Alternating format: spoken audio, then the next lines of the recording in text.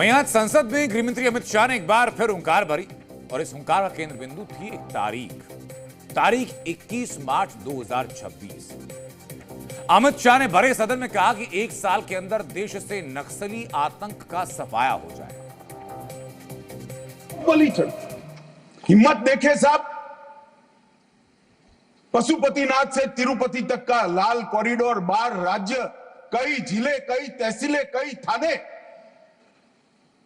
कब्जे कर दिए, पूरी व्यवस्थाएं समाप्त कर। मैं सबसे पहले एक बात इस सदन में जिम्मेदारी के साथ बताना चाहता हूं, 21 मार्च 2026 को इस देश से नक्सलवाद समाप्त।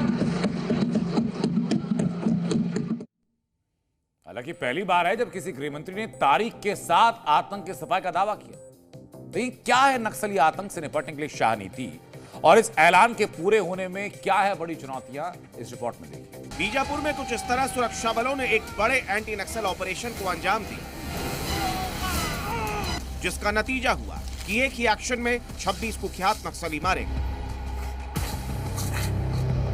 साल 2025 में यह नक्सली आतंक पर सबसे बड़ा प्रहार है और इस एक्शन ने नक्सलियों के गिरोह में खलबली मचा दी।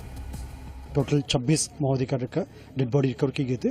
उनमें प्राथमिक तौर पर अभी एक AK-47, एक SLR, एक इंसास और काफ़ी बड़ी संख्या में जो BGL लॉन्चर्स है, उसमें एक बाईपॉड वाला जो BGL लॉन्चर भी, जो आमतौर पर इस टाइप के मुठभेड़ के पास बहुत रैरली रिकवर होते हैं। उसके अलावा जो मजल लोडिंग राइफल्स और 12 बोर राइफल्स और 315 बोर राइफल और काफ़ी बड़ी संख्या में IEDs और वायरलेस कम्युनिकेशन सिस्टम्स और अन्य गैजेट्स और डेली यूज आर्टिकल्स भी बरामद किए गए थे।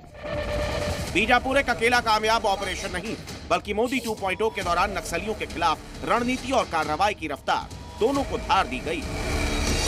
इसी रणनीति के बलबूते गृह मंत्री अमित शाह एक साल के अंदर नक्सलवाद को जड़ से खत्म करने का दावा कर रहे हैं। इस दावे को पुख्ता करते हैं इस साल के पहले 3 महीनों में किए गए एंटी नक्सल अभियान।